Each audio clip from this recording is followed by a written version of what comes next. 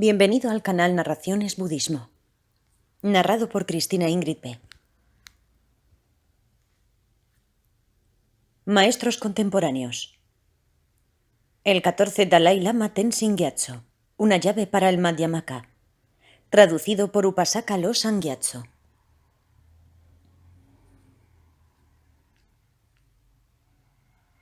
Namo Prajnaparamita, la sabiduría que va más allá. Homenaje a la perfección de la sabiduría. Homenaje al victorioso, Jina, que es como una ilusión, quien es imputado solo por nombre y mente, aunque está dotado la compasión no apegada que beneficia a los seres, y la gloria de la sabiduría y la acción. Aquí, para desarrollar la sabiduría en aquellos de mente fresca, yo explicaré en términos breves la esencia de su néctar bien hablado, la forma en la que la vacuidad y la originación interdependiente está unida. Cada uno de nosotros desea obtener la felicidad y evitar el sufrimiento. El conseguir la felicidad y liberarnos nosotros mismos del sufrimiento depende de nuestra conducta de cuerpo, habla y mente. Toda la conducta de cuerpo y habla depende de la mente. Por lo tanto, necesitamos generar un cambio en nuestras mentes. La forma de transformar la mente es prevenir el que surjan los estados erróneos de la mente y desarrollar e incrementar los estados virtuosos de la mente. Tienen que ser explicadas cuáles son las cualidades de la mente que son consideradas buenas y cuáles malas. Cuando comienzan a surgir ciertos estados de la mente, ésta sufre malestar. Y la mente, que previamente estaba calmada, repentinamente se vuelve agitada y depresiva. La respiración puede llegar a hacerse más corta y nosotros podemos experimentar incluso enfermedad y demás. Gradualmente, este estado se manifiesta en una conducta nociva de cuerpo y habla, perturbando directa o indirectamente la paz de los demás. Todos los estados mentales de este tipo son considerados dañinos. Por otro lado, aquellos estados mentales que traen el fruto de la paz y la felicidad a los demás y a nosotros mismos, sea ahora o a largo plazo, son considerados como virtuosos. Para prevenir el crecimiento de los estados erróneos de la mente, los métodos como la intervención en el cerebro, tomando diversos tipos de drogas, haciéndonos somnolientos y poco claros, o eliminando completamente el pensamiento como si se estuviera en un sueño profundo y demás, posiblemente traigan algún alivio temporal, pero eventualmente estos métodos pueden hacer más daño que bien. Por lo tanto, la forma de cambiar para mejor es reconocer a través de la experiencia la naturaleza de los estados mentales erróneos por medio de considerar su nocividad. Tenemos que reconocer entonces los estados virtuosos de la mente y por medio de considerar una y otra vez sus cualidades beneficiosas y por ver que tienen una base, nuestra mente crece acostumbrada a ellos y se desarrolla el poder de la familiarización. Debido a este poder, puesto que tienen una buena base y como son estados mentales, esas cualidades nobles crecerán en fuerza, mientras que el poder de las cualidades negativas irá decreciendo de forma natural. Eventualmente, los signos de confianza en las cualidades virtuosas crecerán dentro de nuestra mente. A través de la historia del mundo, muchos grandes maestros en diversas tierras han enseñado métodos para transformar la mente por medios diferentes, de acuerdo a las capacidades individuales de sus seguidores. Entre ellos, el budismo también enseña muchos métodos para domar la mente. Aquí yo explicaré un poco sobre la visión de la vacuidad, de Sunyata. En ambos, en el gran vehículo, es decir, Mahayana, y en el pequeño vehículo, Hinayana, y dentro del vehículo del Sutra, Sutrayana, y del vehículo del Tantra, Tantrayana, se enseña la visión de la ausencia de un yo, Nairat Maya. Los budistas y los no budistas a un nivel práctico se distinguen en si toman refugio o no en las tres joyas, y a nivel filosófico en si aceptan o no los 4 sellos de la visión correcta indicados por la palabra del Buda. Estas 4 sellos son: todos los fenómenos compuestos son impermanentes, toda existencia contaminada es sufrimiento, todos los fenómenos son vacíos y sin naturaleza propia, y nirvana es paz. Esto es lo que el Buda enseñó. La vacuidad y la no existencia inherente de todos los fenómenos son aceptadas por todos los budistas. En cuanto al significado de la ausencia de una entidad personal, todas las 4 escuelas del budismo, Vaibhashika, Sautrantika, Vijnanavadin y Madhyamika, aceptan comúnmente la ausencia de un ego en la persona, estando vacía de cualquier identidad personal inherentemente existente. Además, de acuerdo a la escuela Vijnanavadin, la ausencia de identidad propia en los fenómenos es lo no dual, la substancia de la mente y el objeto de la mente. La visión Madhyamaka es que la ausencia de entidad propia de los fenómenos es la vacuidad de una verdadera existencia. Hay una gran diferencia con respecto a este punto en las diversas escuelas en sus aspectos burdos y sutiles. Una buena comprensión de los postulados de las escuelas inferiores ayuda a la comprensión de las escuelas superiores. En el Madhyamika hay 2 divisiones, el Madhyamika Prasangika y el Madhyamika Svatántrika. Lo que aquí se explica es la visión prasangika. Nosotros podemos preguntarnos si las diferentes filosofías fueron expuestas por el Bhagavan, un epíteto del Buda que suele ser traducido como el Señor o el Bendito. Y si fue así, ¿en qué sutras? Y si las distinciones entre las divisiones inferiores y superiores de estas filosofías y la diferencia en cuanto a la profundidad de su significado dependen de la palabra del Buda. De hecho, las diferentes visiones de las 4 escuelas principales fueron enseñadas por el propio Bhagavan, de acuerdo a los diferentes niveles de comprensión de sus discípulos. En algunos sutras especiales, él enseñó a ciertos discípulos el concepto de entidad, de Atman, cuando el enseñar la ausencia de una entidad verdaderamente existente los llevaría a caer en el extremo negativo o a perder completamente la fe en el Dharma. En otras circunstancias, si él hubiera enseñado bien la existencia de una entidad o la ausencia de entidad, esto podría hacer peligrar el que algunos pudieran caer dentro de alguno de los 2 extremos, y así, con ecuanimidad, dejó tales puntos sin respuesta como suceden con las 14 preguntas sin respuesta. Por lo tanto, tal como se ha mencionado antes brevemente, las diversas visiones con respecto a la ausencia de una entidad fueron enseñadas por el Bhagavan. Las escuelas Vaibhashika y Sautrantika están basadas principalmente en los sutras como el Sutra de las 4 nobles verdades, que pertenecen al primer giro de la rueda del Dharma.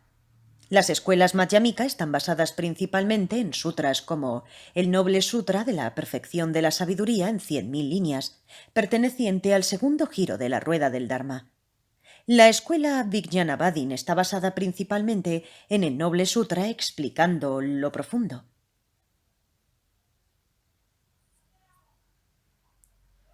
En traducción al castellano de Upasaka Losang Gyatso con el título Sutra explicando lo profundo. Puedes encontrar el enlace en la descripción del vídeo. Y otros sutras del tercer giro de la rueda del Dharma. Los 3 giros de la rueda del Dharma están divididos de forma diferente de acuerdo al lugar, el tiempo, el tema y las diferencias en los discípulos.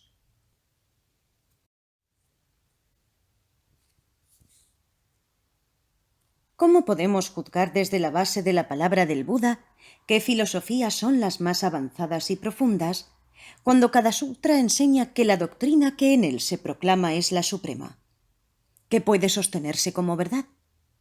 Si nosotros confiamos en un sutra, ¿cómo podemos prestar atención a otros que lo contradicen? Si tenemos que probar que un sutra es verdad y que otro es falso por medio del confiar en otra palabra del Buda, el proceso llegaría a hacerse infinito. Por lo tanto, la diferenciación de las escuelas entre las más avanzadas y las menos avanzadas tiene que darse en base al razonamiento. Los sutras del Mahayana, por tanto, nos dicen que tenemos que dividir las enseñanzas del Buda entre aquellas que necesitan ser interpretadas y aquellas que pueden ser adoptadas literalmente. El Buda dijo: «Oh monjes y hombres sabios, de la misma forma en la que uno examina el oro frotándolo, cortándolo y fundiéndolo, así debieran de ser bien examinadas mis palabras, y así debieran de ser aceptadas, y no por respeto hacia mí». El significado de esto ha sido claramente explicado por el señor Maitreya en el ornamento de los sutras del Mahayana por medio de 4 dependencias. 1. Del maestro, dependiendo no sólo de la persona del maestro, sino de lo que él enseña. 2. De la enseñanza, dependiendo no sólo de la mera dulzura de las palabras, sino de su significado. 3. Del significado, no dependiendo del significado interpretativo que tiene que ser entendido de una forma diferente siendo contradictorio, puesto que fue enseñado con un propósito específico bajo unas circunstancias específicas, sino dependiendo del significado definitivo. Y 4. Del significado definitivo, dependiendo no de una consciencia con visión dualista, sino con un conocimiento directo no conceptual de lo profundo, la vacuidad. Para llegar a estar familiarizados con un conocimiento conceptual de lo profundo, nosotros eventualmente obtenemos de forma gradual una percepción clara del objeto de meditación. En ese momento el conocimiento conceptual se transforma en conocimiento directo no conceptual.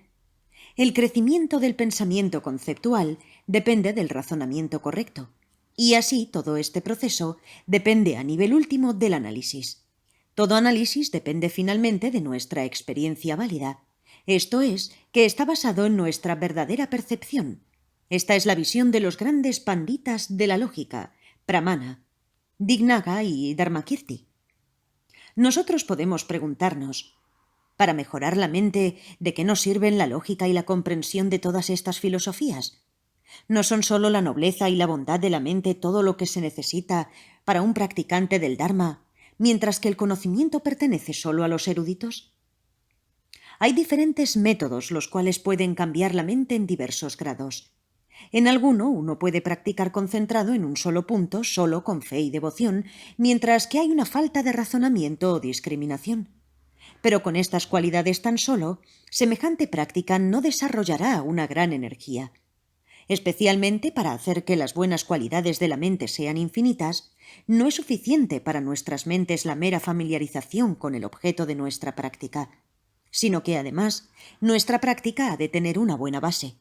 En general no es suficiente que exista una base firme para la práctica, porque el practicante, tras haber visto claramente la base por sí mismo, tiene que experimentar su certeza intuitivamente. Por lo tanto, el conocimiento es indispensable para un verdadero practicante. Aunque si uno tiene que elegir entre el estudio y la nobleza de la mente, esta nobleza de la mente es más importante, puesto que trae algún beneficio por sí misma. El propósito de estudiar sin domar la mente, en lugar de traer paz y felicidad, puede causar estados mentales que perturben la paz de los demás y puede desarrollar la envidia hacia los superiores, la competitividad con los iguales y el orgullo y desprecio hacia los inferiores. Esto sería como transformar una medicina en veneno. Por lo tanto, tenemos que poseer una nobleza que no sea dañada por el estudio y un estudio que no sea dañado por la nobleza. Es esencial que poseamos los tres: estudio, nobleza y bondad. Para realizar la vacuidad del yo, Atman Sunyata, en primer lugar nosotros tenemos que entender el significado de vacuidad. Como Shantideva dijo en la guía a la forma de vida del Bodhisattva, sin entrar en contacto con el fenómeno de la investigación, lo no fenoménico de ello no puede ser percibido. Nosotros no podemos realizar la vacuidad sin saber qué es el estar vacío de. Cuando nosotros tenemos en mente algo tangible y vemos su ausencia, lo llamamos vacuidad, tal como cuando decimos que un arco iris está vacío de lo tangible. Nosotros también llamamos vacuidad a la ausencia de forma, como cuando decimos que el espacio es vacío. Sin embargo, la vacuidad no es nada de esto. En vez de ello, es tomando la vacuidad de la existencia inherente de un objeto que ha de ser refutado como nosotros logramos realizar su vacuidad. Por ejemplo, no es el tipo de vacuidad que es mostrado por un bosque que existía ayer, pero que hoy ha sido quemado, de forma que vemos la tierra vacía de un bosque. En vez de esto, es la vacuidad de algo que estamos rechazando, lo cual desde un tiempo sin principio nunca ha existido verdaderamente. La forma en la cual la vacuidad es vacía no es como la forma en la que una mesa está vacía de flores. En vez de ello está desprovisto, dado que la base de negación misma no es de la naturaleza de lo que está siendo negado. Por esta razón, si nosotros pensamos que la vacuidad es sólo una vaganada, sin una clara comprensión del modo de existencia del objeto de refutación o del yo, no hemos comprendido correctamente el significado de vacuidad. Podemos preguntarnos, si algo no existe, ¿por qué deberíamos de meternos en el problema de ver la forma en la cual parece existir, para ver que realmente no existe? Incluso en los asuntos del día a día, podemos ser engañados creyendo que algo es verdad cuando realmente no lo es. Aquí también nosotros somos engañados creyendo que todos los fenómenos tienen una existencia inherente cuando de hecho no la tienen. La forma en la que la mente aprende la idea de yo varía. Cuando sentimos deseo, odio, orgullo y demás, es diferente de cuando no experimentamos semejantes emociones y tenemos una mente llena de paz. Similarmente, nuestra actitud hacia algo en el mercado antes de haberlo comprado es distinta de la actitud hacia ello después de haberlo comprado. Cuando la mente lo agarra con la idea fuerte de que es mío, incluso aunque el objeto de ambas actitudes es uno, y su apariencia como verdaderamente existente es la misma para ambos. La diferencia está en el aferramiento al objeto como siendo verdad o no. Cuando nosotros vemos por primera vez a un grupo de 10 personas, aunque ellos objetivamente se nos aparecen como existiendo inherentemente, nosotros no necesariamente tenemos este fuerte aferramiento hacia ellos. Cuando nosotros formamos la idea, correcta o incorrectamente, de que uno de ellos es bueno o malo, proyectamos nuestras exageraciones más allá del límite de la situación y dentro de nosotros surge el apego o el odio hacia esa persona. En ese momento, nosotros nos aferramos fuertemente al objeto de nuestro apego u odio como siendo verdad. Todos los estados erróneos de la mente son dirigidos o acompañados por este tipo de aferramiento, en base a la ignorancia. Si no hay semejante aferramiento, entonces el apego, odio y demás no pueden surgir. Por lo tanto, el realizar y el llegar a estar convencido de que el objeto que ha de ser negado está ausente, que nunca ha existido desde un tiempo sin principio y que todos los fenómenos son vacíos, supone el eliminar todos los conceptos erróneos que surgen continuamente como las olas de un océano. Tal como Nagarjuna explica en el capítulo 18 de Los versos fundamento del camino medio, cuando las visiones del yo y de siendo mío son extinguidas, con respecto a lo interno y lo externo, el yo, lo mío, la apropiación cesa. A través de haber sido eliminado esto, es eliminado el nacimiento. A través de la eliminación del karma y la aflicción hay nirvana. El karma y la aflicción vienen del pensamiento conceptual. Estos vienen de la fabricación mental. La fabricación mental cesa a través de la vacuidad. Puesto que la existencia inherente nunca ha existido desde un tiempo sin principio, no hay nada que exista de forma independiente. No obstante, existe la interdependencia, la cual, aunque es vacía de existencia inherente, nos trae todo beneficio y todo daño, tal como conocemos por experiencia. Por lo tanto, todos los fenómenos que aparecen y que existen están en la esfera de esta naturaleza que no existe de forma inherente. Todos los fenómenos tienen esta naturaleza solamente y no están separados de ella. Todas las apariencias, siendo de una naturaleza interdependiente, están manifestadas en sus diversas formas. Todas las cosas cognoscibles tienen dos naturalezas, la forma superficial en la que aparecen y la forma en la que existen realmente, las cuales son llamadas verdad convencional, Samdriti Satya, y verdad última, Paramartha Satya. Por lo tanto, el maestro, Acharya Nagarjuna, dice en sus versos fundamentos del camino medio, la enseñanza del Dharma por parte del Buda está basada en las dos verdades, una verdad mundana convencional y una verdad última. Y el glorioso Chandrakirti, en su introducción al camino del medio, dice: todos los objetos pueden ser vistos a la luz de la verdad o desde el engaño. Por lo tanto, poseen una doble condición. El Buda dijo que la verdad última es la visión correcta y que la visión errónea es la comúnmente aceptada como la verdad convencional. Yo explicaré brevemente la verdad última más tarde, pero en primer lugar explicaré la verdad relativa. La verdad convencional o relativa está dividida en dos: la verdad convencional perfecta y la verdad convencional falsa, de acuerdo a la forma mundana de ver las cosas. Chandrakirti, en la introducción al Camino Medio, dice: la visión engañosa tiene, se dice, dos caras, según los órganos de los sentidos tengan un funcionamiento correcto o incorrecto. Las percepciones que surgen de órganos de los sentidos dañados, comparadas con las percepciones de los órganos de los sentidos perfectos, se consideran como erróneas.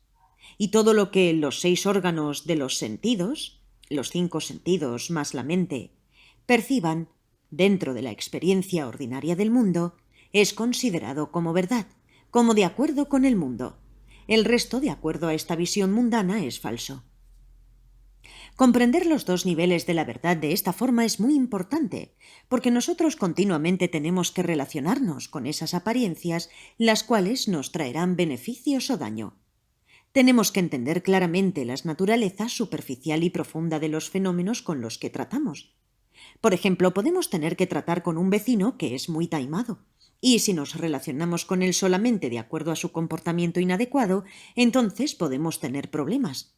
Esto no es porque meramente nos relacionamos con él, sino porque no sabemos cómo relacionarnos con él, puesto que no entendemos su naturaleza interna.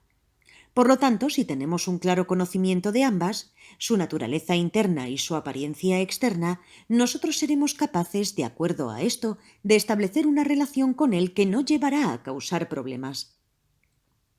Si la apariencia y la verdadera forma de existir de los fenómenos fuera una y la misma, esto es, el que no tienen una naturaleza más profunda distinta de la naturaleza superficial, entonces podríamos sostener y creer que esta forma de la apariencia es la verdadera realidad.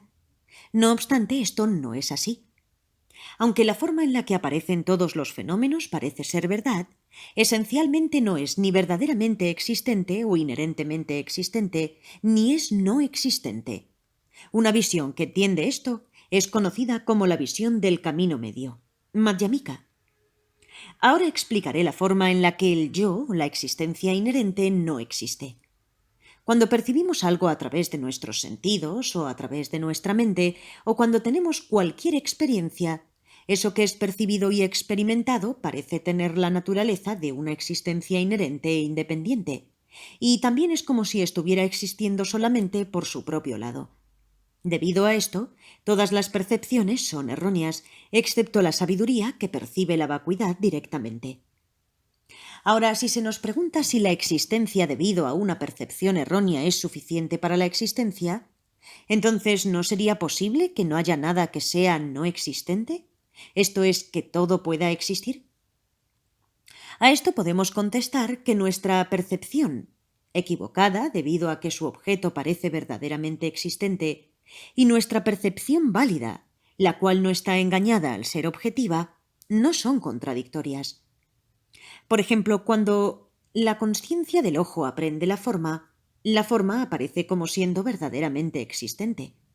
Por lo tanto, esta percepción es un error. No obstante, percibe válidamente la forma como forma y no siendo verdaderamente existente. Por consiguiente, la consciencia del ojo aprendiendo la forma es válida en ambas, en la experiencia de la forma solo como forma y en la apariencia de la forma teniendo una existencia verdadera. Esto es porque la consciencia, al tener la característica de claridad y cognición, al estar dirigida hacia un objeto, surge dotada con la apariencia de ese objeto.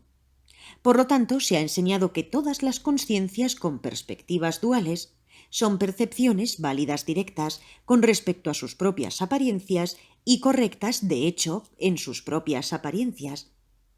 Sin embargo, todo lo que existe a partir de una percepción errónea no es una prueba de existencia. Por ejemplo, a la consciencia del ojo de alguien que tiene una vista defectuosa le puede parecer que hay cabellos cayendo continuamente frente a sus ojos, y así surge una percepción dotada con esa apariencia. Así, esta es una percepción válida directa con respecto a esa apariencia. Sin embargo, puesto que la base de esa apariencia, los cabellos cayendo, no existe, la percepción es engañosa en el principio de su objeto, y una percepción correcta y opuesta la contradecirá. Por esta razón, esta percepción es contemplada como una percepción errónea, y por lo tanto una existencia a partir de tal percepción no es una prueba de existencia. Así que, en resumen, no hay ningún fenómeno que no sea proyectado por nuestras mentes, pero todo lo que es proyectado por nuestras mentes no tiene existencia necesariamente. Cuando hay apariencia de existencia verdadera, si existe realmente en la misma forma en que aparece, entonces, investigando cuidadosamente esta existencia, su naturaleza debería de hacerse más clara conforme nuestra investigación va siendo más y más profunda. Por ejemplo, incluso en el ámbito de la experiencia mundana, si algo es verdad, cuanto más lo investigamos y examinamos, se llega a hacer más firme y más claro. Por otro lado, si algo no es verdad, entonces investigándolo y examinándolo se llega a hacer más incierto y eventualmente se desvanece completamente. Tal como Nagarjuna dijo en la preciosa Kirnalda, una forma, vista en la distancia, es vista más claramente por quienes están más cerca. Si un espejismo fuese agua, ¿por qué esta agua no es vista por quienes están más cerca? La forma en la que este mundo es visto por aquellos que están más alejados no es visto por quienes están más cerca. Para quienes carecen de signos, lo mismo que un espejismo. Por ejemplo, cuando decimos o pensamos que la humanidad necesita la felicidad, inmediatamente viene a la mente la imagen de algo. Para asegurar su nutrición y felicidad, nosotros damos comida, vestido, cobijo, cuidados médicos, servicios públicos y demás, los cuales son facilidades para proporcionar comodidad corporal. Y después educación, una buena disciplina y demás para proporcionar comodidad mental. Así, por medio del cuerpo y de la mente, aseguramos la felicidad de la gente. Sin embargo, si nosotros buscamos la verdadera persona, encontramos que no es ni el cuerpo ni la mente, y que no hay una tercera persona existiendo como separada del cuerpo y mente. Cuando encontramos a un amigo a quien nosotros llamaremos Tashi, a quien no hemos visto desde hace mucho tiempo, nosotros decimos que está mucho más saludable o mucho más débil meramente viendo su cuerpo y notando el cambio en él, pero sin búsqueda o investigación. De este modo, una conciencia que percibe de esta forma sin investigar no es una concepción errónea, y lo que se dice tampoco es una mentira. Sin embargo, si buscamos al Tashi a quien pertenece el cuerpo, no puede ser encontrado, y no podemos juzgar si está más débil o más saludable. Además, la mente de Tashi, con sus buenas o malas cualidades por las que lo juzgamos, tampoco es Tashi. En resumen, ni la mera combinación de su cuerpo y mente, ni los respectivos continuos de ambos pueden ser indicados como siendo Tashi. E incluso aunque diseccionáramos su cuerpo y mente hasta el último átomo, no lo encontraríamos. Por tanto, Tashi es sólo una imputación dependiendo de la combinación de cuerpo y mente. Tal como dice Nagarjuna en su Kirnalda preciosa, una persona no es ni tierra, ni agua, ni fuego, ni viento, ni espacio, ni consciencia, y tampoco todos ellos juntos. ¿Qué persona hay ahí distinta de estos? Ahora, el cuerpo de Tashi tiene muchas cualidades que realmente no podemos ver, tales como la carne, sangre, huesos y demás. Pero solo por ver la piel nosotros decimos que estamos viendo a Tashi. No obstante, eso no significa que nosotros no estemos viendo el cuerpo. Para ver el cuerpo no tenemos que verlo a todo él, sino que viendo una pequeña parte ya es suficiente, aunque de acuerdo a algunas circunstancias no es suficiente a menos que veamos una cierta cantidad. Además, si tomamos las partes individuales, como las piernas, manos, etc., descubrimos que éstas no son todo el cuerpo. Incluso éstas pueden ser divididas en dedos de manos y pies, y los dedos de manos y pies pueden ser divididos en articulaciones, las articulaciones en superiores e inferiores, y éstas en sus partes más pequeñas, los átomos, y los átomos en facetas, de forma que el cuerpo no es encontrado. Si las partículas más pequeñas no tuvieran facetas, entonces no importa cuántos átomos pudieran reunirse juntos, sería imposible que pudieran tomar ninguna forma. La mente de Tashi, por la cual nosotros decidimos si es feliz o no, es sin forma, intangible, incapaz de sostener ninguna apariencia u objeto, y está en el estado de cognición. Esta es la mente que no ha sido investigada, porque si nosotros la investigamos no la encontramos. Por ejemplo, si dividimos en momentos a la mente de Tashi, cuando está en un estado de felicidad, encontramos que no es una colección de todos los muchos momentos previos y posteriores, y que el tiempo de todo momento previo ya ha pasado, y no está más en la naturaleza de cognición.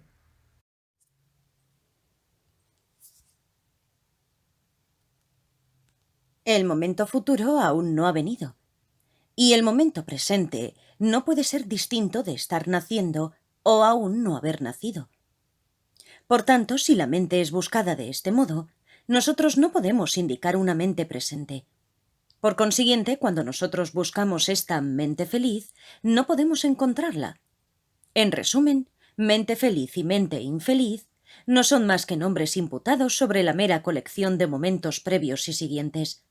E incluso el momento más breve de tiempo puede ser dividido en partes diferentes, tales como el comienzo y el final, de acuerdo a su duración. Si los momentos no tuvieran partes, es decir, si fueran indivisibles, entonces nunca podría haber un fluir de esos momentos. Lo mismo que esto, un objeto externo, como por ejemplo una mesa, aparece ante nuestra mente como existiendo independientemente y por sus propias características. Sin embargo, vamos a investigarla en sus partes y como un todo, generalmente por medio del mantener a la mesa como una base y por medio de juzgar las cualidades de esa base, tales como el color, tamaño, forma, materiales, etc., podemos concluir su valor y sus buenas o malas características. Nosotros decimos, esta mesa es buena, pero el color no es muy agradable, lo cual significa que hay una base, la mesa sobre la que nosotros juzgamos la cualidad de su color y a la cual pertenecen esas características. No obstante, cuando nosotros buscamos, ni las cualidades ni las partes individuales son encontradas para constituir la base. Después de determinar esto, no podemos encontrar la base. Por lo tanto, si la base no está, las cualidades no pueden estar, porque la existencia de la base es dependiente de las cualidades, y la existencia de las cualidades depende de la base. Tomemos, por ejemplo, un rosario de 108 cuentas. 1. El rosario, como el poseedor de las partes, tiene 108 partes. Y aunque el poseedor de las partes y las partes son diferentes, si apartamos a estas últimas, lo anterior desaparece. El rosario como un todo es uno, pero las partes son muchas. Por tanto, el rosario no puede existir como uno con las partes. Si las partes son quitadas, no queda ningún rosario. Por tanto, el rosario no puede existir separadamente de las partes. Puesto que el rosario no está separado de sus partes, no depende inherentemente de sus partes, y sus partes no dependen inherentemente del rosario. En el nivel de existencia verdadera, el rosario no tiene posesión de las partes. La forma del rosario es una de sus cualidades, y eso tampoco puede ser el rosario. La colección de cuentas y el hilo no es el rosario, porque es la base de imputación para el rosario. Por lo tanto, si buscamos de este modo en cada una de las 7 conclusiones alcanzadas, no encontramos un rosario. Similarmente, si nosotros investigamos las cuentas individualmente de la misma manera, por medio de ir quitando las partes, como siendo una con las partes, como estando separado de las partes, etc., no las encontramos. De la misma manera, los bosques, ejércitos, tierras, naciones y demás son cada uno de ellos colecciones de muchas partes. Pero si son investigados a partir de cada parte, no pueden ser encontrados. De la misma manera está claro que lo bueno y lo malo, lo corto y lo largo, lo grande y lo pequeño, el enemigo y el amigo, padre e hijo y demás, todos ellos son imputados dependiendo uno de otro. La tierra, agua, fuego y aire también son imputados, así dependiendo de su cualidad de abarcar todas las direcciones. El Buda y los seres sintientes, el Nirvana y el Samsara, todos son imputados dependiendo de sus cualidades y de su base de imputación. Aunque es bien conocido que los efectos nacen a partir de causas, Investiguemos el significado del nacimiento. Si un efecto naciera sin una causa, entonces de ello se seguiría que podría nacer bajo cualquier circunstancia y en cualquier momento. O, al contrario, podría no nacer en modo alguno. Si nace de sí mismo, entonces ya tendría que haber estado en la existencia para poder crearse a sí mismo, y el volver a nacer sería innecesario y no tendría ningún significado. También si algo nacido pudiera darse nacimiento a sí mismo de nuevo, entonces sería eterno. Si un efecto nace de una causa que existe inherentemente, la cual es distinta de él, entonces cualquier cosa podría nacer a partir de cualquier otra cosa, y esto contradeciría el hecho de que el efecto está relacionado a la causa. Por supuesto, no podrían nacer ambos juntos, esto es, el mismo y algo de una naturaleza diferente. Por tanto, después de haber determinado todo esto, nosotros llegamos a la conclusión de que el nacimiento no puede ser establecido. Tal como el noble Nagarjuna explica en sus versos Fundamento del Camino del Medio, ni a partir de sí mismo ni de otro, ni de ambos ni sin causa alguna, nada surge jamás en ninguna parte. Aunque es bien conocido que la causa da origen al efecto, investiguemos este hecho. Si el efecto existiera inherentemente, entonces la causa no sería capaz de darle nacimiento porque ya estaría en la existencia. Y generalmente la causa da origen a algo que aún no ha nacido en el momento de la causa. No obstante, si este estado de no nacido es verdad inherentemente, entonces no es diferente de la no existencia. Siendo así, ¿cómo podría originarse eso? Tal como el noble Nagarjuna explica en los 70 versos sobre la vacuidad, eso que ha estado naciendo no puede nacer, ni eso que es no nacido puede nacer. En resumen, mientras que algo es dependiente de una causa, de circunstancias o de cualquier otra cosa para su existencia, la existencia independiente no es posible, puesto que la independencia y la dependencia de otros es algo contradictorio. Tal como se explica en los sutras, todo lo que nace de circunstancias no nace inherentemente, porque no tiene la naturaleza del nacimiento. Todo lo que nace de circunstancias se dice que es vacío. Quien conoce esta vacuidad está bien disciplinado. También el noble Nagarjuna explica en sus versos Fundamento del Camino del Medio: no existe nada que no surja de forma dependiente. Por tanto, no existe nada que no sea vacío. Aryadeva también explica en las 400 stanzas: cualquier fenómeno que tenga una originación dependiente no es independiente. Todos ellos no son independientes. Por lo tanto, no existe un yo inherentemente existente. Si todos los fenómenos no estuvieran vacíos de una base fundamental o de una naturaleza inherente, entonces no sería posible que pueda ser llevado a cabo ningún tipo de cambio por las circunstancias. Si hubiera algo que existiera a partir de esta base fundamental, entonces, sin que importe cómo pueda ser este estado, nunca habría cambio. Por ejemplo, si un hermoso árbol frutal fuera verdad inherentemente a partir de su naturaleza más interna, nunca podría cambiar e ir haciéndose viejo, marchitarse, perder las hojas y frutos. Si la forma en la que todo se nos aparece es la verdadera forma de existir, entonces ¿cómo es posible que nosotros podamos estar engañados? Incluso en asuntos mundanos es bien conocido que a veces existe una contradicción entre la apariencia externa y el estado verdadero. Puesto que nosotros hemos estado bajo la influencia de la ignorancia desde un tiempo sin principio, todo se le aparece a nuestra mente como si realmente fuera verdad. Pero si fuera real, ello querría decir que si esta apariencia es la verdad fundamental de su naturaleza, si nos pusiéramos a investigarla, debería de ir haciéndose cada vez más clara. Sin embargo, sucede lo contrario. Cuando investigamos, encontramos que no puede ser encontrado y que se desvanece completamente. Por lo tanto, ¿dónde se encuentra la falta? Chandrakirti explica en la introducción al Camino del Medio: si las cosas dependieran verdaderamente de sus propias características, El negar la existencia de estos mismos atributos significaría que las cosas carecen de continuidad. La vacuidad originaría la desaparición de los fenómenos, pero esto carece de sentido, lo cual muestra que las cosas carecen de una existencia real.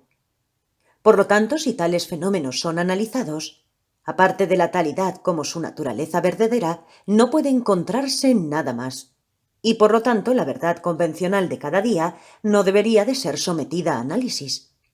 En un análisis absoluto, ningún razonamiento admite la producción a partir de otro o a partir de sí mismo, y el razonamiento no puede sostenerlo ni tan siquiera como convencional. ¿Qué hay de válido en vuestra teoría de la producción? Así, si todo fenómeno tuviera una existencia inherente, de ello se seguiría que la realización del noble causaría la completa destrucción de todos los fenómenos. La verdad convencional seguiría y soportaría la investigación analítica. El nacimiento absoluto no sería rechazado. Tal como dice en el Sutra de la Perfección de la Sabiduría en 25.000 líneas, oh Shariputra, cuando el Bodhisattva, el gran ser, está practicando la perfección de la sabiduría, él no ve al Bodhisattva como un ser real. ¿Y por qué es esto? Oh Shariputra, es porque un Bodhisattva está vacío de un Bodhisattva inherentemente existente, y el nombre de un Bodhisattva está vacío del nombre de un Bodhisattva, porque esa es su naturaleza. Es como esto. La vacuidad no vacía la forma, y la vacuidad no está separada de la forma. La forma es vacuidad, y la vacuidad es forma. Y en el capítulo de Kashyapa del Arya Maha Ratnakuta dice: la vacuidad no hace a todos los fenómenos vacíos, porque los fenómenos son vacuidad. Y así, el Buda enseñó en muchos sutras que todo fenómeno está vacío de una existencia inherente. Y si esto no fuera así, entonces todo lo que el Señor, el Buda, enseñó en los sutras sería erróneo. Por consiguiente, todos los fenómenos están vacíos de una esencia o raíz fundamental. Ahora, puede surgir el pensamiento de que el hombre real y el hombre del sueño, la forma y la imagen de la forma, son intrínsecamente lo mismo en el aspecto en que no pueden ser encontrados cuando se los busca y que no hay diferencia entre ellos en cuanto a ser verdad o mentira. En este caso podemos pensar de qué sirve buscar la verdad cuando ambos, el que busca y la visión, son no existentes. Aquí llegamos a un punto sutil en el que existe el peligro de caer en un extremo negativo si nuestras mentes no están preparadas para ello. Para salvaguardarse contra esto, han surgido un cierto número de escuelas. El primero es el método sabio de la escuela Svatandrika Madhyamika, del pandita Baba Viveka y sus seguidores. Aunque ellos rechazaron con razones que no hay fenómenos que tengan su forma especial de existir sin estar dependiendo de la apariencia de una percepción no engañosa, ellos los aceptan como existiendo con una naturaleza de existencia inherente debido a sus propias características. En otra palabra, hay algo que es del nombre. Incluso si esto es demasiado difícil de entender para nosotros, existe también la escuela Vijñanavadin, Yogacara, del gran pandita Vasubandhu, la cual rechaza todos los objetos externos y acepta solamente como verdaderamente existente a la consciencia. Entonces, para aquellos que no pueden entender la ausencia de una entidad inherentemente existente en todos los fenómenos, están las escuelas Vaibhasika y Sautrantrika, las cuales, en vez de aceptar la vacuidad de todos los fenómenos, aceptan la ausencia de entidad en las personas, lo cual para ellos significa la no existencia de una base sustancial de la personalidad que exista por sí misma. Y para aquellos que no pueden aceptar ni tan siquiera esta ausencia de entidad en la persona, está el alma eterno e independiente como en otras religiones.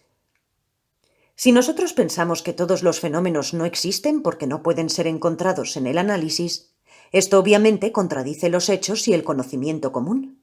Todos los fenómenos, tanto animados como inanimados, incluyéndonos a nosotros mismos, existen definitivamente porque es a partir de ellos como experimentamos el daño, el beneficio, la felicidad, el sufrimiento.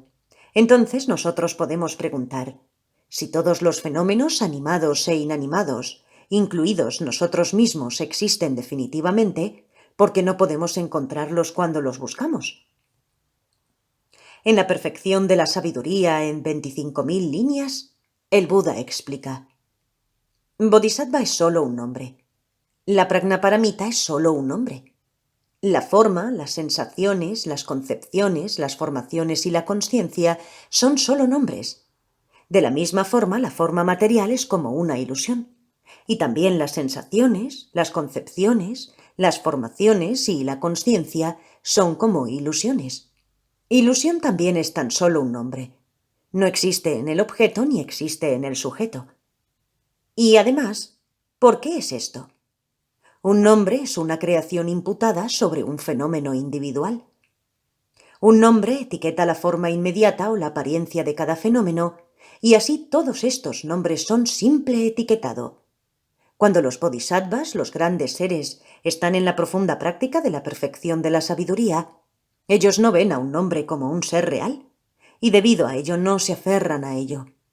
Oh Shariputra, los bodhisattvas, los grandes seres, cuando están en la profunda práctica de la perfección de la sabiduría, entienden completamente que bodhisattva es solo un nombre, que perfección de la sabiduría es solo un nombre, que la forma es solo un nombre y que las sensaciones, concepciones, formaciones y consciencia son solo nombres. Oh Shariputra, aunque decimos yo, no puede ser visto un yo. Así, en muchos sutras y shastras, se enseña que todos los fenómenos son solo nombres, y que si buscamos lo que el nombre indica, no encontramos nada existiendo como parte del objeto, lo cual es una indicación de que los fenómenos no existen objetivamente, sino que son proyecciones subjetivas de diversos nombres, y que eso solo es suficiente para su existencia. Más precisamente, existen tal como son comúnmente conocidos por las creencias mundanas. No obstante, tal creencia mundana, sola, es insuficiente para la existencia del fenómeno. Además, otra percepción convencional válida no debiera de ser capaz de contradecirla, pues de otro modo, por ejemplo, el hijo de una mujer estéril podría existir. También el análisis último no debería de ser capaz de contradecirlo. De lo contrario, la existencia inherente podría existir toda vez que la existencia inherente no pueda ser destruida por la percepción convencional. Lo que ha de ser refutado o vaciado cuando nosotros mencionamos la vacuidad es una entidad que existe desde el lado del objeto, sin estar dependiendo de la proyección subjetiva de los diversos nombres. En el análisis esto es llamado la existencia propia o el objeto de refutación. Nunca ha existido, y ese estado mental que se aferra y se agarra a su existencia es llamado ignorancia.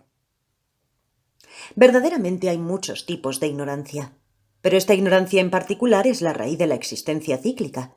Es completamente opuesta a la sabiduría de la ausencia de un yo. Tal como Nagarjuna explica en los 70 versos sobre la vacuidad, al imaginar que las cosas nacidas a través de causas y de condiciones son reales, a esto el maestro lo llama ignorancia. A partir de esta, los 12 vínculos surgen. Por consiguiente, la no existencia inherente, la no existencia verdadera o vacuidad, es meramente esta no existencia del yo o del objeto de refutación, lo cual es sostenido por un estado mental conocido como ignorancia. Esta es la forma profunda de existencia o el estado último de todo fenómeno, y por ello es llamado la verdad última. La mente que realiza esto realiza la vacuidad. Si la vacuidad es la verdad última, ¿significa esto que existe por su propia naturaleza? Puesto que la vacuidad es la forma de existencia última de todos los fenómenos, si no hay fenómenos, entonces la vacuidad no puede existir. Dependiendo de los fenómenos existe la talidad de los fenómenos, y dependiendo de la talidad de los fenómenos hay fenómenos. Cuando nosotros buscamos, no podemos encontrar la existencia del fenómeno o la talidad del fenómeno. Solo existen debido al conocimiento ordinario sin ninguna investigación de esa existencia. No hay una verdadera existencia. Tal como es explicado por Nagarjuna en el capítulo 13 de los versos fundamento del camino del medio, si hubiera la menor porción de algo que no es vacío, habría una porción de algo que es vacío. Pero cuando no hay ni siquiera la menor cosa que no sea vacía, ¿cómo podría existir la vacuidad? Como se explicó antes, la ausencia de existencia inherente de las cosas no existe porque se mantiene que todas las cosas son vacías. Por lo tanto, no tiene sentido decir que las entidades que son las bases de la vacuidad existen esencialmente, porque si la vacuidad existió inherentemente incluso una porción mínima, entonces habría una porción mínima de su base existiendo de forma inherente, esto es, como no vacía. Pero puesto que aquí la vacuidad y la ausencia de un yo son afirmadas como siendo el carácter universal de todos los fenómenos, no hay la menor cosa vacía de un yo. Entonces, ¿cómo podría la vacuidad existir inherentemente? No podría. El antídoto, al estar libre de la dependencia, sería como una flor en el cielo. Tsongkhapa. No es posible probar que las cosas poseen verdaderamente la propiedad de la vacuidad porque no hay nada que no sea vacío. Las propiedades negativas y los objetos de negación son mutuamente dependientes. Por lo tanto, imaginemos que hay un objeto de negación, una persona o fenómeno, que no está vacío de una entidad inherente. Si este fuera el caso, una porción de vacuidad, la ausencia de una entidad verdadera en la forma de la persona o fenómeno, podría estar presente también. Entonces, ¿cómo habría una vacuidad? Una ausencia de personas y fenómenos que son entidades reales, puesto que semejante vacuidad es una cualidad que depende de los anteriores objetos de negación.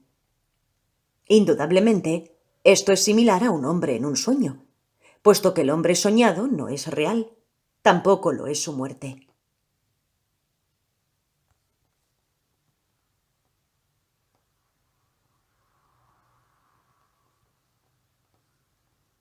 Los victoriosos han dicho que la vacuidad es la eliminación de todas las visiones. Todo aquel para quien la vacuidad es una visión es incorregible. Y también en el himno al que trasciende el mundo, puesto que tú enseñas la ambrosía de la vacuidad para ayudar a abandonar todas las conceptualizaciones, a quien se aferra a esto, tú lo has condenado con vigor. Por consiguiente, si buscamos el modo de existencia para, por ejemplo, un árbol, nosotros no encontramos el árbol, pero encontramos su verdadera forma de existencia o, en otras palabras, su vacuidad. Y entonces, si investigamos el modo de existencia de esta vacuidad, no encontramos vacuidad, sino la vacuidad de esa vacuidad. Esta es la vacuidad de la vacuidad. El árbol es la verdad convencional y su forma real de existir es la verdad última. Si nosotros también mantenemos la verdad última o un objeto y establecemos su forma de existencia real, entonces se convierte en un fenómeno base de acuerdo a su modo de existencia. Así, a veces la verdad última es conocida como la verdad convencional de sí misma. Aunque no hay diferencias entre los distintos tipos de vacuidad, está dividida de acuerdo a las diferentes bases en 20, 18, 16 y 4. Sin embargo, todas ellas están incluidas en la ausencia de entidad de las personas y la ausencia de entidad en los fenómenos. Ahora, para explicar cómo la vacuidad aparece en nuestra comprensión. Si alguien experimenta el espacio en blanco o la nada, bien sea con o sin una comprensión de la vacuidad, este es un extremo negativo de la vacuidad y no es una realización clara.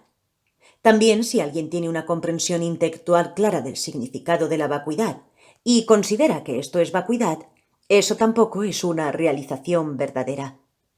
Tal como se explica en los versos Resumen de la perfección de la sabiduría, el Ratnaguna. Aunque el Bodhisattva comprende que los agregados son vacíos, él aún mantiene los signos, y así no tiene fe en el estado que está más allá del nacimiento. Principalmente la vacuidad es realizada por medio del negar el objeto que ha de ser refutado. Así pues, es una negación y la negación es de dos tipos. La negación que afirma indirectamente la existencia de algo, esto es conocido como negación indirecta. La negación que no deja nada en su lugar, esto es conocido como negación directa. La vacuidad es la última de entre estas dos. Por consiguiente, la realización de la vacuidad es la negación directa completa del objeto de refutación. La vacuidad se nos aparecerá sólo como la no existencia de la forma vívida en que aparecen todas las cosas en el presente. Puesto que la existencia no inherente de la no realidad del objeto de la mente que se agarra es vacuidad, esta mente realiza la vacuidad. Tal como Shantideva explica en su modo de vida del Bodhisattva, cuando consideramos que no existe, el fenómeno de investigación no es visto. Entonces, ¿cómo puede ese fenómeno que carece de base mantenerse en la mente? Cuando ambos no son mantenidos, ni substancial ni insubstancialmente, entonces, sin ninguna otra forma presente en la mente, todos los conceptos serán completamente disueltos.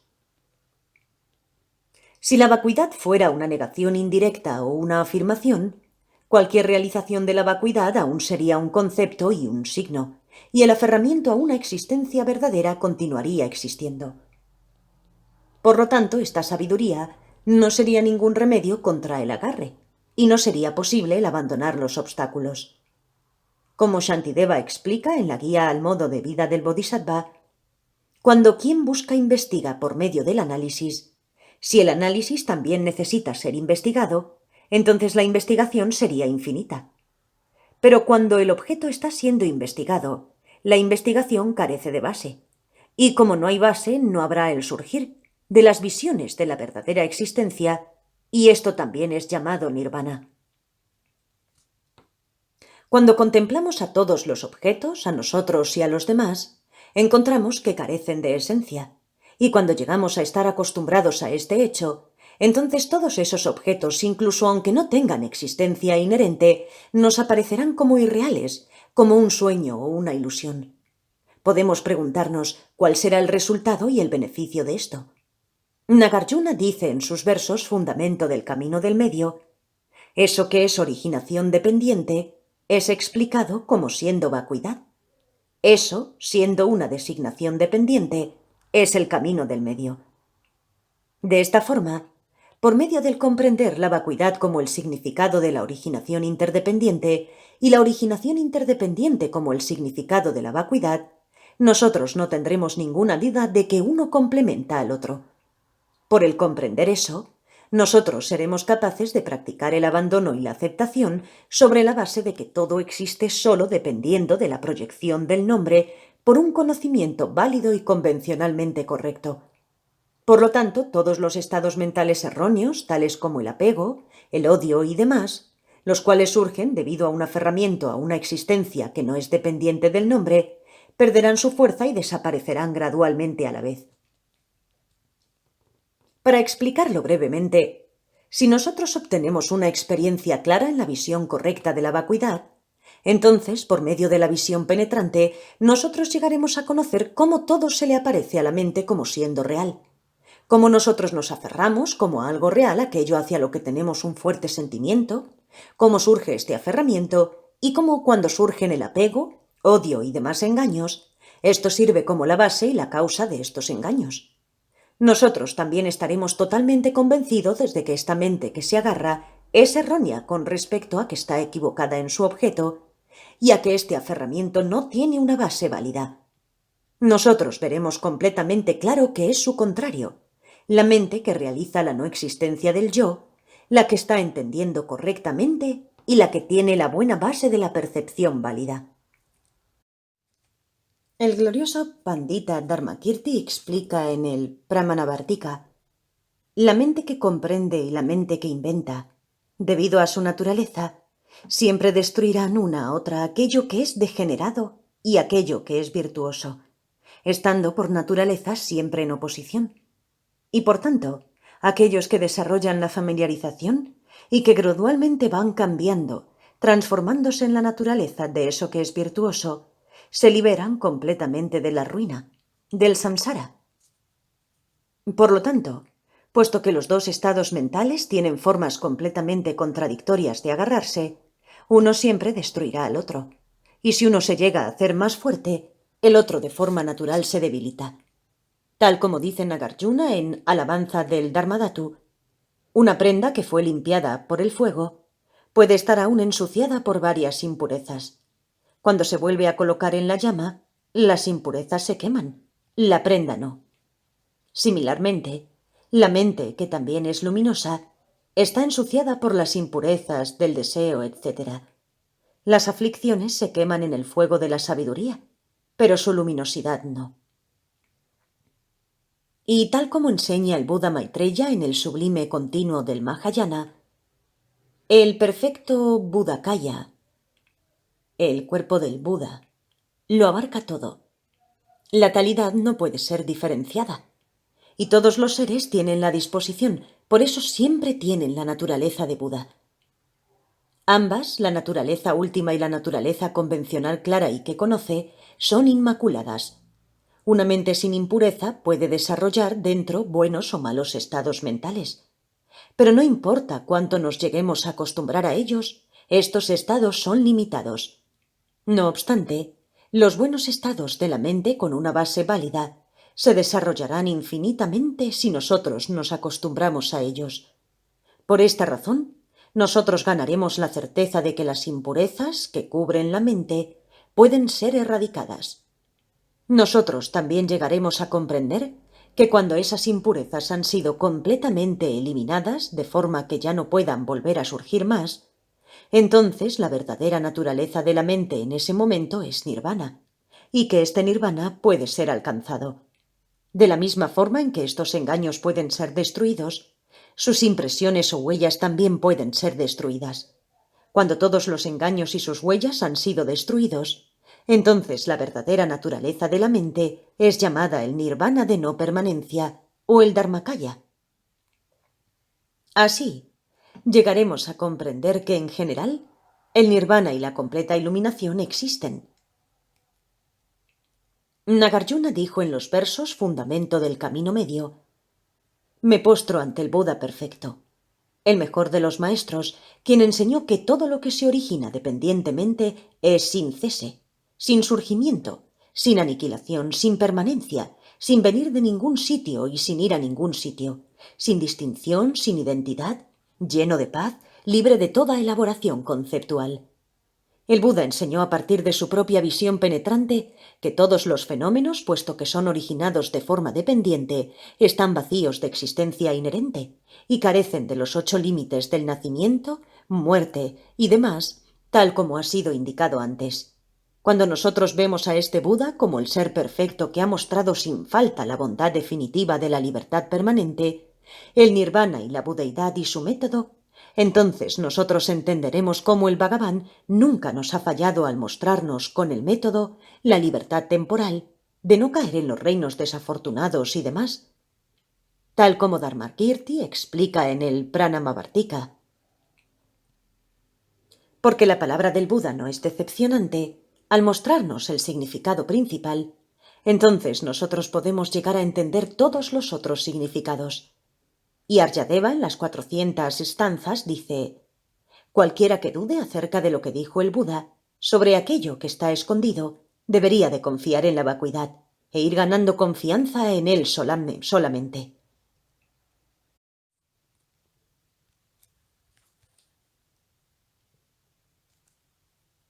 Por medio del desarrollar la fe con comprensión en las enseñanzas del victorioso y de sus comentarios, los cuales muestran los medios para conseguir la felicidad temporal y definitiva, nosotros desarrollaremos desde lo profundo de nuestros corazones una devoción y respeto que está basado en la comprensión correcta por parte del Buda Bhagavan y sus seguidores, los grandes maestros de India. Y así, nosotros seremos capaces de desarrollar un respeto y devoción puro hacia nuestro maestro espiritual, quien es el que nos está enseñando ahora el camino sin error, y hacia la Sangha, los amigos espirituales que ahora están en el mismo sendero que Señor Buda transitó una vez. Tal como dice Chandrakirti, el Buda, el Dharma y la excelente Sangha son los salvadores de aquellos que desean la libertad. Nosotros estaremos incluso aún más convencidos de que las 3 joyas son el único refugio para aquellos que están deseando alcanzar el nirvana, y así esa toma de refugio en las 3 joyas es el medio para liberarse del sufrimiento. Por ello, el deseo de conseguir para nosotros el nirvana o la budeidad con el propósito de liberar a todos los seres sintientes de todo tipo de sufrimiento irá haciéndose cada vez más fuerte con firmeza. Cuando nosotros tenemos la base, bien de los preceptos del monje o los de practicante laico, junto con la motivación de la renunciación y la visión correcta de la vacuidad, la cual es muy sutil y profunda, nosotros ya nos encontramos en el sendero Mahayana de la acumulación.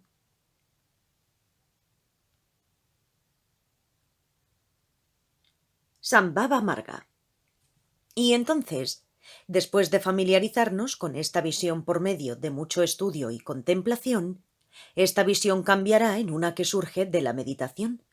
Esta es la unión de la visión profunda, vipassana, y de la calma mental, samatha, lo cual es una comprensión conceptual mezclada de la vacuidad. Cuando esto es logrado, estamos en el sendero de la preparación o unión. Prayoga Marga. Gradualmente, cuando nosotros tenemos una percepción directa de la vacuidad, alcanzamos el sendero de la visión, Darsana Marga, el cual es el verdadero sendero del precioso Dharma.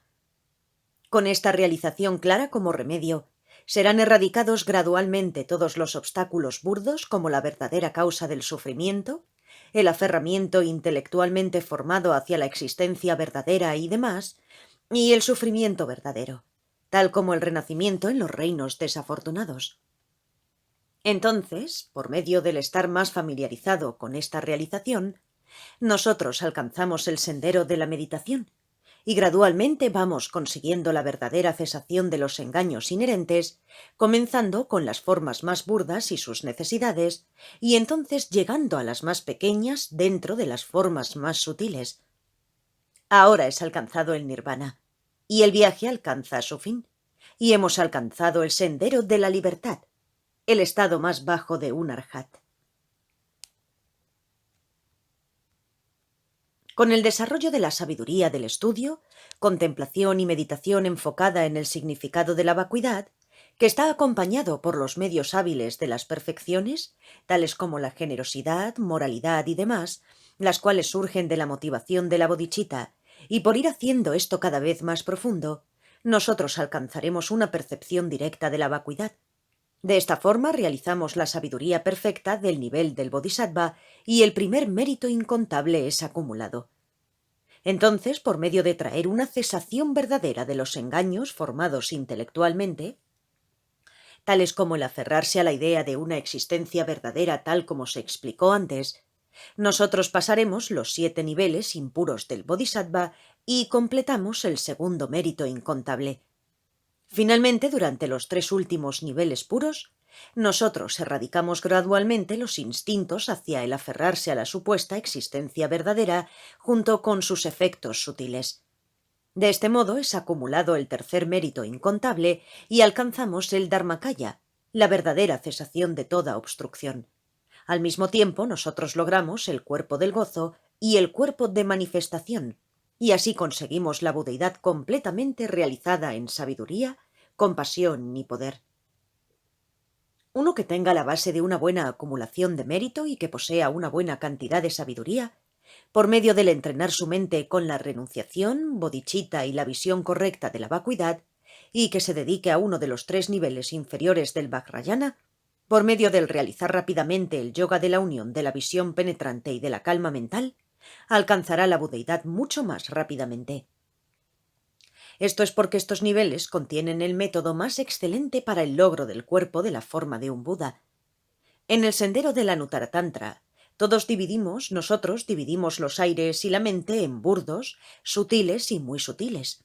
Y por medio del desarrollo de la mente muy sutil dentro de la naturaleza del sendero y familiarizándonos con ello, la realización de la vacuidad llega a ser muy profunda. Así, este método tiene la facultad especial de erradicar los obstáculos muy rápidamente. Ahora, la explicación breve sobre el método para meditar en la visión correcta de la vacuidad. El propósito de esta meditación es eliminar los obstáculos. Por lo tanto, tiene que estar acompañado por una gran acumulación de mérito. Una forma excelente de acumular mérito es por medio de la práctica preparatoria de las 7 ramas, la cual incluye postraciones, ofrendas y demás, y que es muy beneficiosa y muy sólida. Esto puede ser practicado con una reflexión general sobre las 3 joyas o con una visualización más específica de acuerdo a los deseos de uno.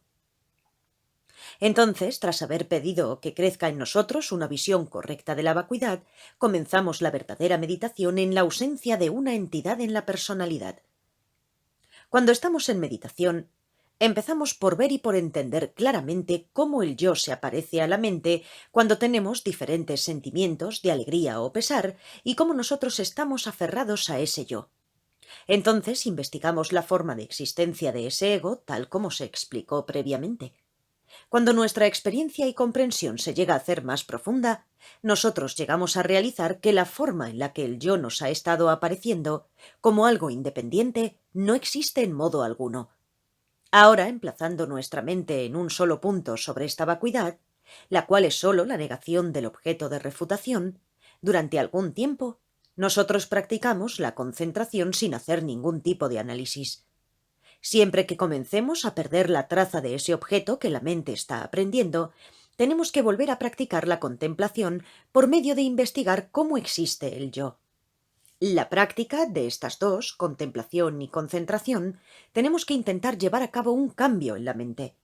De este modo, cuando tenemos una pequeña comprensión de la vacuidad del yo, nosotros analizamos los agregados en base a los cuales es imputado el yo.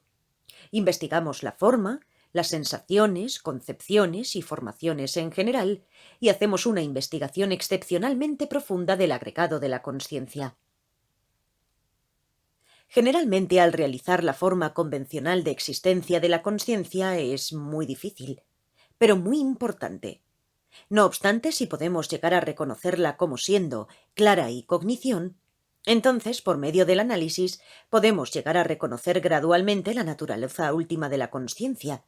Esto es de un beneficio incomparable. Al principio meditamos por espacio de una media hora.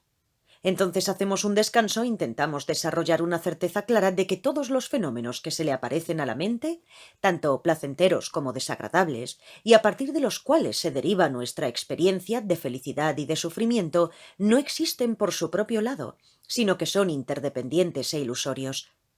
Esta meditación debería de ser hecha al amanecer, durante la mañana, a la tarde y a la noche. Esto es durante 4 periodos de tiempo. O bien 4 durante el día y 4 durante la noche. Esto es en 8 periodos. Si uno no tiene tiempo suficiente para hacer esto, entonces un periodo al amanecer y otro durante la tarde es la práctica mínima. Después de practicar de esta forma, nuestra experiencia y comprensión progresarán.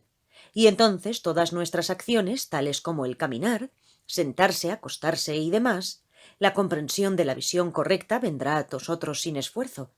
Sin embargo, sin el logro de la calma mental no hay forma de lograr la visión penetrante de la comprensión de la vacuidad.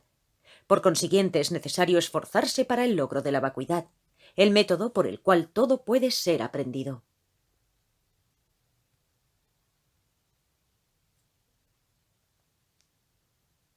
Así, si alguien quiere tener una experiencia interior y no meramente un conocimiento intelectual de la visión correcta de la vacuidad, él tiene que estudiar y contemplar de acuerdo a su propia capacidad, los sutras y los comentarios a ellos hechos por los grandes panditas indios y por los maestros tibetanos en los cuales lo profundo es explicado desde la experiencia personal.